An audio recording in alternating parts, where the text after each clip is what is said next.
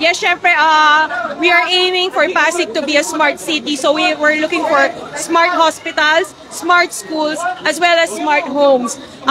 Focus natin is yung program natin is home for the homeless. So yan ang talagang ipa-priority natin. Ma'am, nakita po namin na napakadaming supporters na nagabang sa inyo. Ano po masabi niyo po doon?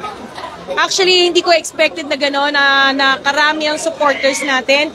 Ang ano ko lang is parang yun nasa loob na ng simbahan. So paglabas talagang na-overwhelm kami na there were so many supporters. Talagang literally naiyak ako kasi hindi ko ina-anticipate na ganyang karami ang sasamahan kami dito sa pagpunta namin dito sa Comelec. Kung sakasakali, Lord willing, no, yun nga, I was explaining earlier, Pasig, we're aiming to be one big smart city, smart schools, smart hospitals, tsaka yung, lalo na yung smart homes, yung Home for the Homeless program is what we are going to push for. Ma'am, ano pong statement nyo sa nasabing ni Sir Vico ng Sabado? The what? Ano pong statement for this? Actually, no, there's a right place for that. So, let me enjoy the moment na as a first-time candidate na nakapag-file ako. I will honor your questions siguro sa office namin, which is siguro tamang lugar na magpa-interview. Yan. Picture! Okay, kamusta po ang ating filing at ito po ay napakaraming sumuporta sa atin. Ano po masasabi niyo? Uno-uno kami pong lahat ay tuwang-tuwa dahil ang dami pong sumama sa filing ng COC po ngayon pong hapon. Mula ako kay Ate Sara at sa lahat po ng grupo po, maraming salamat po sa lahat ng mga Pasigenyo. Bakit patuloy na talagang tatakbo muli si Mayor Pio? Alam nyo, ang nais ko lang ho naman una-una ay matulungan ang ating po mga minamahal ng mga lolo't lola, sa ating po mga kabataan na sila ay makapagtapos sa pag-aaral. Kasama po ang ating pong mga solo parent, pati ho lahat po ng mga magulang para na rin ho makatulong sa mga trabaho po nila. Sir, what ordinances you have in mind na kung sakali mapagbigyan po tayo maging Vice Mayor po this month of election? Alam nyo, kahit po nung araw, lahat po ng mga resolusyon, ordinances ay tungo ho sa mas maraming benepisyo sa lahat ng mga Pasigenyo, mga teacher, sa ating pong mga lola't lola, pati ho sa mga kabataan po natin, mga mag-aaral. With all the issues po, Vice Mayor, na pinupropol sa inyong grupo, ano pong sagot namin?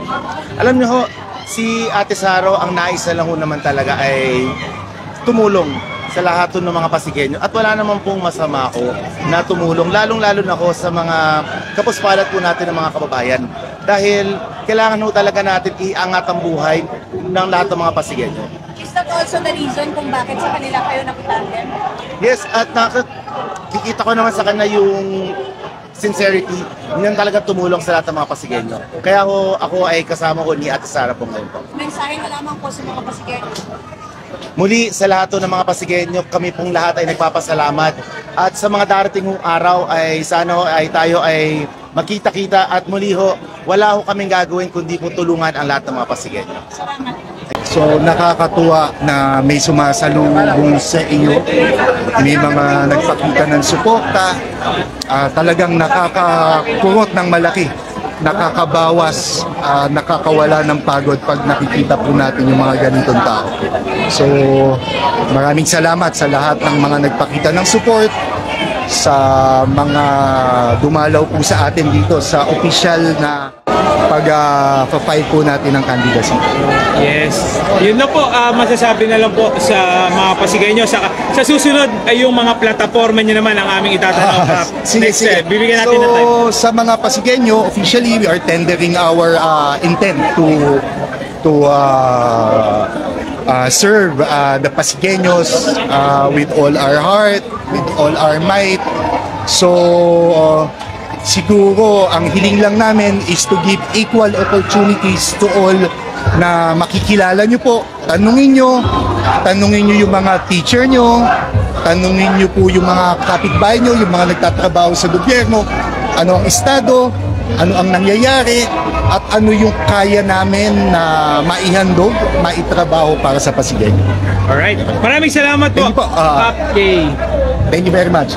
Overwhelming po. Nakita po natin na talagang ang suporta ng mga Pasigueño ay sa Team Sara ay buong buo po. Kaya nagpapasalamat po kami sa lahat po ng mga Pasigueño na sumusuporta po sa Team Sara po. Opo, tawag po rito. Sino po ba si Willie Sitchar? Si Willie Sitchar po, ako po ay dating naging kapitan ng Barangay Santolan, 2 termino po. At nagsilbi na rin po ako bilang konsyal ng Lungsod ng Pasig. 3 termino po ako naglingkod mula po 2013 hanggang 2022 po. At ngayon po ay muli magbabalik po para muli po maglingkod at tumulong po para po sa ating mahal na Lungsod ng Pasig. Opo. Question, guys. Alright. Susunod na lang po kami magtatanong na mas marami inyong mga plataforma naman, Konsi. Last message nila po sa ating mga manonood na sumusuporta po sa inyo. Papasalamat po kami sa lahat ng mga Pasigueño po. Dito po, pinakikita po nila kapag sama-sama po, kayang-kaya po. Kaya dis po, magandang hapon at maraming salamat po.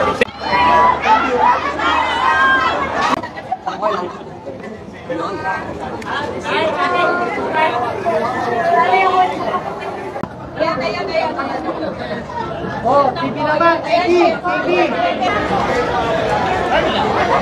Stand natin. Stand ng mic. Stand?